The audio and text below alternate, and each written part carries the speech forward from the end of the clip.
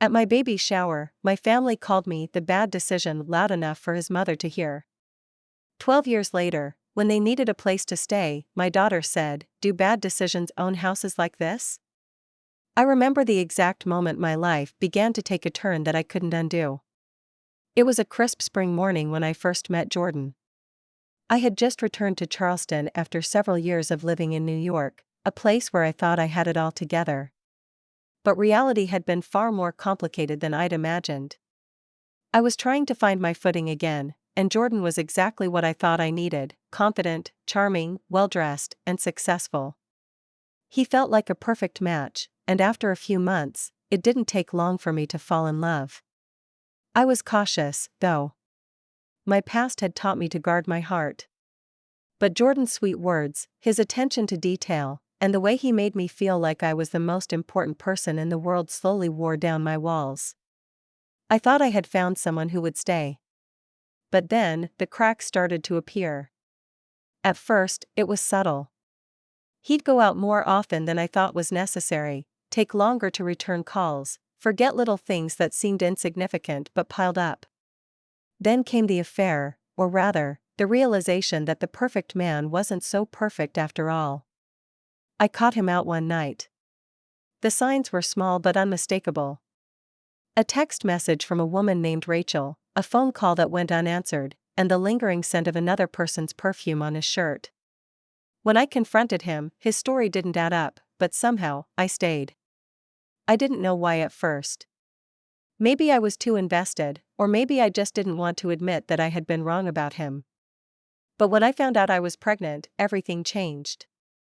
I wasn't sure what to do. My gut told me I had been here before, making excuses, pretending that things could get better. But this was different. This was a baby. I couldn't turn back. I couldn't be that person who walked away from a child. Despite everything, I made the choice to keep the baby. I would raise her on my own if I had to. It wasn't an easy decision, and my family made sure to let me know that they weren't happy about it. They were disappointed in me. They didn't trust Jordan, and they were afraid I was making another mistake, one that could hurt me in the long run. I tried to explain. I tried to make them understand that this time, I wasn't just thinking about myself. I was thinking about the child I was carrying. But my mother's words echoed in my mind: "You don't need to rush into things. There's always time to get out before it's too late." But I wasn't rushing into anything. I was making the hardest decision of my life. When my baby shower rolled around a few months later, I tried to remain optimistic.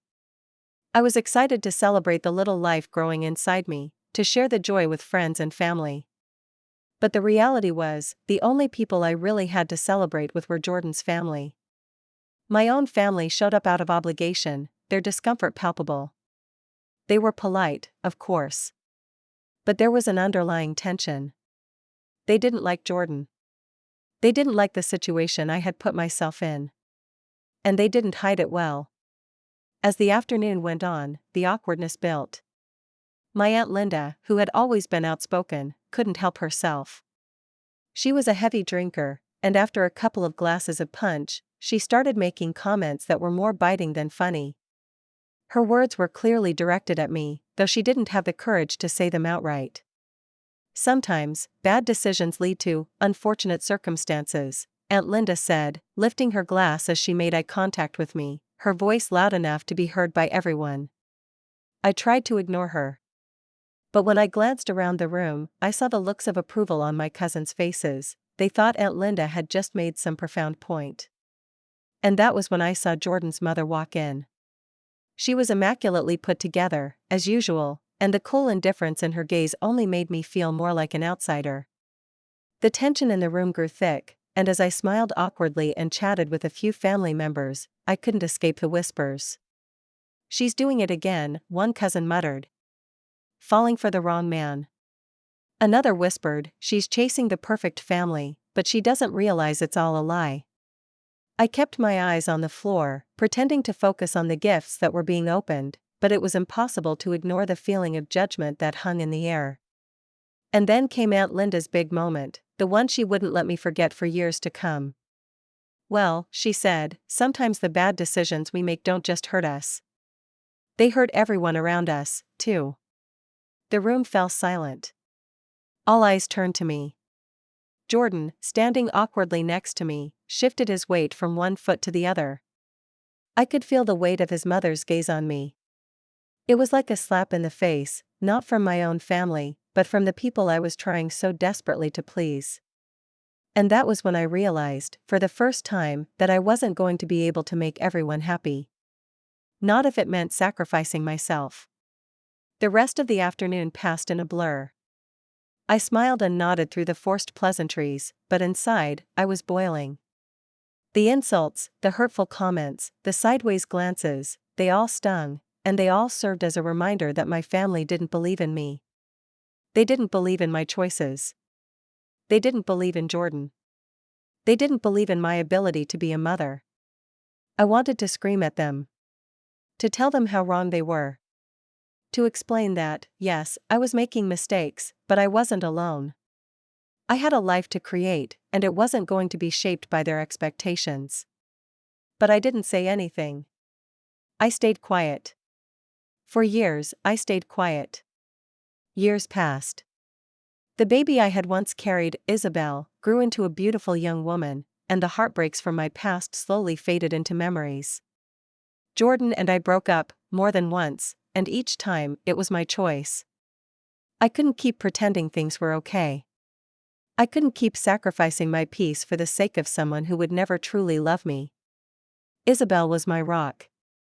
I poured every ounce of my love and energy into raising her, teaching her the lessons I wished I had learned sooner.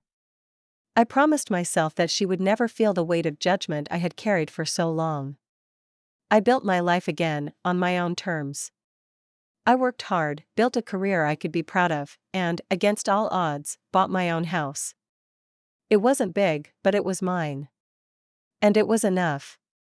As time passed, I grew more confident in my decisions. I came to terms with the fact that my family's disapproval was a reflection of their own issues, not mine. They had their own ways of living and their own set of expectations. I could no longer allow their opinions to shape my life. The years of self-doubt, of questioning if I had made the right choices, faded into the background as I embraced the woman I had become, strong, independent, and capable of creating a future that was mine alone. But the past wasn't as easy to escape. Despite how much I had healed, despite how proud I was of the life I had built, I couldn't erase the memories of that day at my baby shower. I still replayed Aunt Linda's words in my mind, even though I was no longer that same vulnerable woman. Those words still held power over me, and there were times when the weight of them resurfaced, especially when I was alone in my thoughts. And then, one day, the phone call came. It was from my mother. The call that I had been dreading, even though I didn't fully understand why. "Alice, we need to talk. I know things have been strained between us, but your Aunt Linda and Uncle Mike are in a tough spot. They lost their house, and they have nowhere to go. They're asking if they can stay with you for a while." I felt a knot tighten in my stomach. I had made peace with the fact that my family and I would never be as close as I wanted them to be. But I never imagined they'd ask me for something like this. I sat there, silent, processing my options. The decision seemed simple on the surface. They were family, after all. But the underlying resentment, the years of judgment, the mocking words at my baby shower, they all came flooding back in an instant. How long would they need to stay? I asked, my voice steady even though my mind was spinning. "A few weeks. They're looking for a new place, but they can't find anything yet. They're desperate," my mother explained, the desperation clear in her tone. I wanted to scream, to tell her what I really thought. How could she even consider asking me to take them in after everything? But there was a part of me, that little voice inside, that said, "You can't turn your back on family." I didn't know what to say. I didn't know how to navigate this without feeling like a pawn in a game I had no interest in playing. After a long pause, I spoke again, my words more reluctant than I wanted them to be. "Fine. They can stay here for a bit. But don't expect anything more. Thank you, Alice." You're doing the right thing, my mother said, relief in her voice. I hung up, my heart racing. The decision felt like a betrayal to everything I had worked so hard for. But the words of my daughter, Isabel, kept echoing in my mind. Do bad decisions own houses like this? I didn't know what the future held, but I knew I wasn't going to let my family drag me back into the past. I would face them on my terms. I wouldn't allow them to diminish what I had built. Not now, not ever. A few days later, Aunt Linda and Uncle Mike arrived at my doorstep, suitcases in hand. They were different somehow, older, wearier than I remembered, but the sense of entitlement that had always been present in their demeanor hadn't changed. Hi, Alice, Aunt Linda said, her voice tinged with forced politeness. We really appreciate you letting us stay here. We didn't know who else to turn to. I didn't respond immediately, my gaze drifting to the bags they had brought with them. The memory of their judgments was still too fresh. Well, I said, finally breaking the silence, I've made sure to clear out the guest room for you too. It's the best I can do for now. I had to remind myself that I wasn't doing this for them. I was doing it because it was the right thing to do, at least in that moment. I had always been the one to put my family first, even when they didn't deserve it, and even though it felt like a burden, I had to stick to my own code of decency. Aunt Linda and Uncle Mike set themselves up in the guest room, and the atmosphere in the house grew uncomfortable.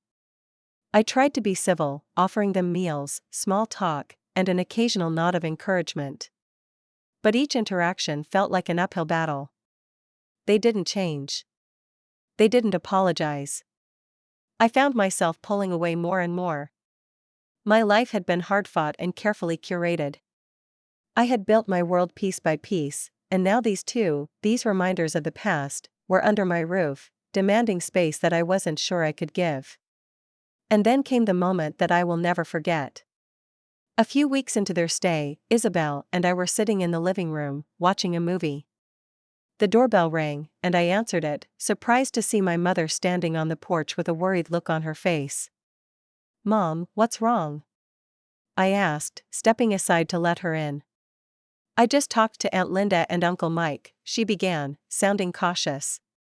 They're upset. They feel like you're treating them like guests instead of family. They say you've been distant. I felt a surge of frustration rise within me. Distant?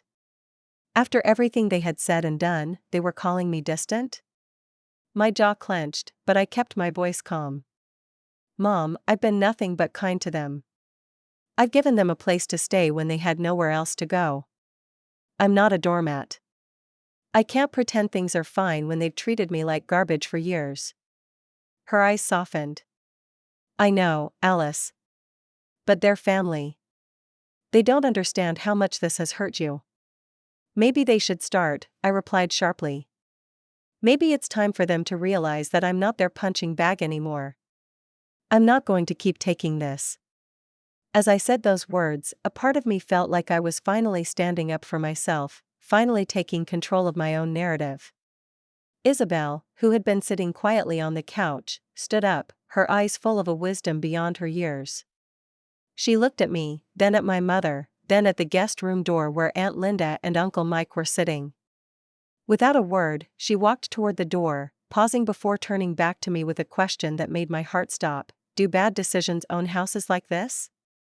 I couldn't help but laugh, though the humor was bitter. My daughter had seen it. She understood. She knew that I wasn't just putting up with my family for the sake of kindness. I was doing it because I had to. But I wasn't going to let them forget the truth of what they had done. I looked at my mother, and for the first time in years, I felt like I had the upper hand. They don't, I said quietly, my voice firm. Isabel's words hung in the air like a slow-burning fire. Do bad decisions own houses like this? She said it with such simple, cutting clarity. It wasn't just a question, it was a statement. A reminder. A realization that I, despite everything, had managed to build a life beyond my family's judgment. And deep down, I knew the truth of it. I didn't have to keep proving myself to anyone, especially not to those who had never supported me in the first place. Aunt Linda and Uncle Mike could feel the shift, though neither of them directly acknowledged it. They were no longer comfortable in my home. They could sense that I wasn't the same woman I was 12 years ago, at my baby shower, desperately trying to make everyone happy. And that discomfort was only amplified by the presence of Isabel, who, with her quiet but sharp wit, was making it clear that I wasn't just playing the role of the accommodating niece anymore. Over the next few weeks, the tension in the house grew thicker. Aunt Linda and Uncle Mike continued to act like everything was fine, but I could see the cracks beginning to show. They were no longer accustomed to the independence I'd built. They weren't used to me standing up for myself, and certainly not for Isabel, who had learned to speak her mind in ways that left them speechless. One night, as we sat at the dinner table, the conversation took an uncomfortable turn. Aunt Linda, clearly tipsy from the wine she'd been drinking, looked at Isabel and then at me. "You know, Alice," Aunt Linda began, her voice too casual, "we didn't ask for this. We didn't want to be a burden. But you've made it feel like it's our fault. Like we're the ones who pushed you into this mess." I looked at her, eyes narrowing slightly. My mother had warned me about her attempts to guilt-trip me, but it wasn't going to work. Not anymore. "I didn't push anyone into anything, Aunt Linda," I said calmly, my tone measured. "But you need to understand something. I'm not the person I was before. I'm not going to sit quietly and let you or anyone else make me feel like I owe you something." My words hung in the air. It wasn't an outburst, but it was a declaration. A firm reminder of who I had become. Aunt Linda's face turned a shade of red I hadn't seen in years, and Uncle Mike shifted uncomfortably in his seat. They were both expecting me to cave, to be the old Alice, the one who would apologize, the one who would quietly absorb their judgment. But that was gone. That Alice had left the building a long time ago. As they sat there, in silence, Isabel looked up from her plate, her eyes not leaving Aunt Linda's. "Maybe you should start realizing, Aunt Linda," Isabel said, her voice cool but strong, "that if you want respect, you have to earn it. No one's going to give it to you just because you think you're entitled to it." It wasn't even a harsh statement. It wasn't cruel. But it was honest. And for the first time I saw Aunt Linda and Uncle Mike floundering, not knowing how to respond. Over the next couple of days, things began to change. The atmosphere in the house had become so tense that even my mother started to notice. She visited one afternoon, and when she walked into the living room, she paused at the sight of Aunt Linda and Uncle Mike sitting on the couch in uncomfortable silence, their eyes darting between each other. I didn't need to say anything. The look on my mother's face told me she could see it too. My family had underestimated me for years, and now, they could see how far I'd come. "Mom, are they staying much longer?" I asked, my voice casual, but there was a hint of finality in it. I had given them enough time. They had overstayed their welcome, and I wasn't going to let them drain me any longer. "They're uncomfortable," my mother said, clearly struggling to find the right words. She paused, looking at the couple in the corner. "Alice, you've done enough for them. I think it's time they found somewhere else to stay." I stood up and walked over to where Aunt Linda and Uncle Mike sat. Their faces were pale, clearly embarrassed by the shift in power. I wasn't sure if they were expecting me to break under the pressure. But instead, I met their gazes with quiet confidence. "You've had your time," I said, my voice calm but firm. "It's time for you to find somewhere else to go. I've been more than accommodating, but I can't do this anymore." Uncle Mike tried to speak up, but his words faltered. "Alice, we didn't mean to make things difficult," I cut him off, not wanting to hear excuses anymore. "It's not about what you meant. It's about respect. And I've given you more than enough." Aunt Linda, red-faced and clearly embarrassed, opened her mouth to say something, but Isabel beat her to it. "Maybe it's time you both learned that actions speak louder than words," Isabel said with a shrug. "You can't expect people to just forget how you've treated them." There was a long, uncomfortable pause. And then, slowly, Aunt Linda and Uncle Mike stood up, their shoulders sagging with resignation. They didn't say a word as they gathered their things, and as they walked out the door, there was no apology. No remorse. just the quiet sound of the door closing behind them. That night, as Isabel and I sat in the living room together, the house felt different. Lighter. There was a sense of calm that I hadn't realized was missing until now. Isabel curled up on the couch beside me, her head resting on my shoulder. "I told you, Mom," she said softly. "Bad decisions don't own houses like this." I smiled and kissed her forehead. "You were right, sweetie. We own this house. We own our lives. And we're not going to let anyone take that from us." It felt like the end of a long, difficult chapter. And the beginning of something even better. The next day, I received a text from my mother. "I don't think they'll be coming back to stay with us anytime soon. You did the right thing, Alice. You've come a long way." For the first time in years, I didn't feel the weight of her words as a burden. I felt a sense of relief. I had finally stopped trying to please everyone. I had stopped trying to be the person everyone wanted me to be, and instead, I had become the person I was meant to be. And as I stood there, looking out the window at the world outside, I knew that this was the moment I had been waiting for, the moment when I finally took control of my own story, without apology or regret. And as for Aunt Linda and Uncle Mike? They were no longer a part of my life. They had taken their leave, just as they had come, entitled and judgmental, and I was done. I had nothing to prove anymore.